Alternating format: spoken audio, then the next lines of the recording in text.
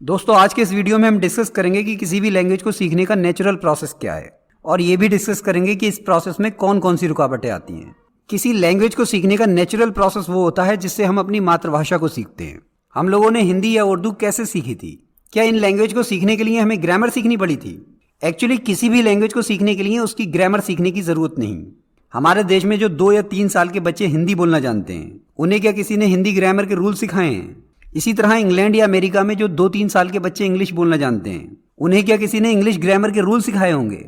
Actually इंसान किसी भी लैंग्वेज को सुनकर सीखता है और किसी भी लैंग्वेज को सीखने का नेचुरल प्रोसेस यही है।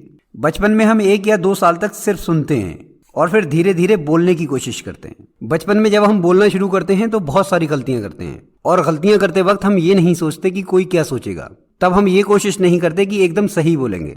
अगर शुरू में ही हमारे ऊपर सही बोलने का प्रेशर होता तो हम शायद कभी बोल ही नहीं पाते। हम में से बहुत सारे लोग कई कई साल से इंग्लिश पढ़ रहे हैं, सुन रहे हैं, लेकिन फिर भी बोल नहीं पा रहे हैं। क्यों? क्योंकि हम शुरू से ही बिल्कुल सही बोलने का प्रेशर लेते हैं, इसलिए बोल पाना बहुत मुश्किल हो जाता है। दोस्तों अब हम कुछ ऐसी टिप्स डिस्कस करेंगे जिनकी हेल्प से आप कोई भी लैंग्वेज सीख सकते हैं।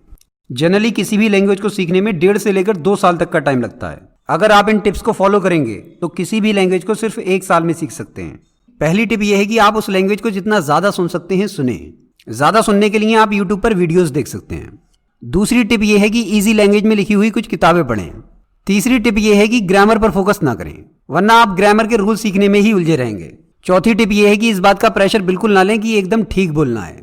और 5वीं टिप यह है कि जितना जल्दी हो सके बोलना स्टार्ट कर दें और डेली प्रैक्टिस करें। आप जिसके भी साथ बोल सकते हैं बोलें।